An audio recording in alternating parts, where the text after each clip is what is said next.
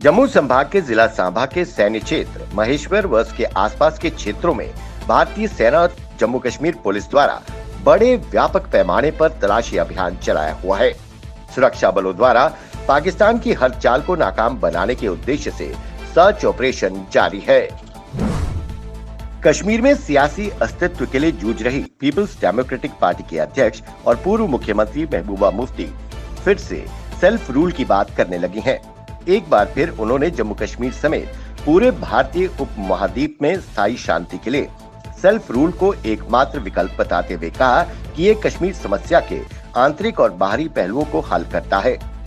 कश्मीर के सभी जिलों से आए पार्टी के युवा इकाई के प्रमुख पदाधिकारियों और कार्यकर्ताओं की बैठक में उन्होंने ये बात कही।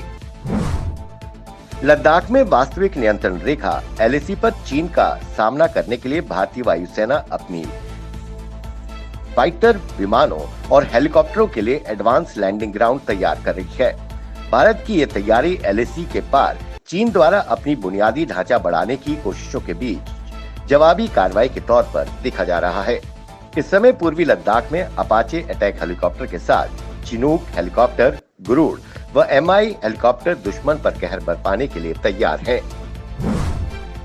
जम्मू शहर के शिवा चौक पर कोरोना का उल्लंघन कर देर रात 11 बजे तक बार और रेस्टोरेंट खोलने के आरोप में गांधीनगर पुलिस ने रेस्टोरेंट और बार को सील कर दिया है। पुलिस कार्रवाई के दौरान बार व रेस्टोरेंट में बैठे 9 लोगों को गिरफ्तार किया गया।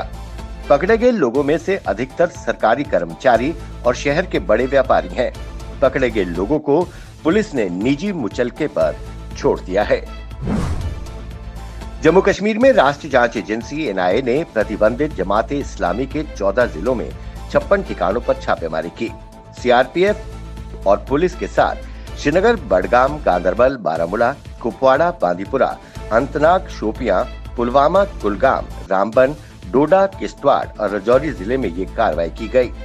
कश्मीर संभाग के सभी 10 जिले व जम्मू संभाग के 4 जिलों में एनआईए ने ये कार्रवाई टेरर फंडिंग मामले में की है। छापे में कई इलेक्ट्रॉनिक सबूत और आपत्तिजनक सामग्री बरामद की गई। आतंकी संगठनों से रिश्ते को लेकर जम्मू कश्मीर में जमाते इस्लामी पर लगाए गए प्रतिबंध के बावजूद जमाते इस्लामी का नेटवर्क पाकिस्तान की खुफिया एजेंसी आईएसआई की साजिश को अंजाम देने में लगा रहा।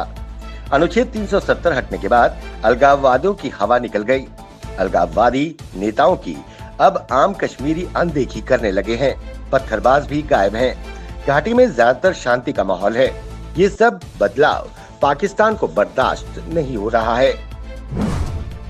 उपराज्यपाल मनोज सिन्हा ने कहा है कि कश्मीर में आतंकवादियों और उनके समर्थकों के लिए कोई दया नहीं होगी। जम्मू कश्मीर में शांति और विकास सुनिश्चित करने के लिए प्रशासन प्रतिबद्ध है। ये भूमि सूफी संतों की है। यहाँ हिंसा का कोई स्थान नहीं।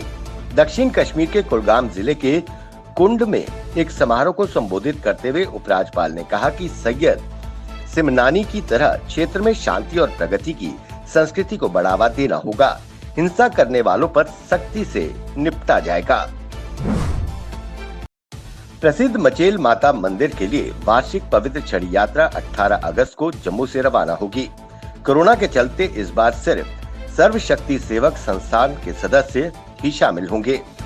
संस्था के प्रधान नेकराम मनहास ने डोडा में हुई बैठक के दौरान ये जानकारी दी। भारत में पहली बार बने घरेलू एयरक्राफ्ट कैरियर विक्रांत ने 5 दिन की अपनी पहली यात्रा सफलता से पूरी की। 40,000 टन के इस युद्धपोत के सभी अहम सिस्टम ठीक से काम करते मिले।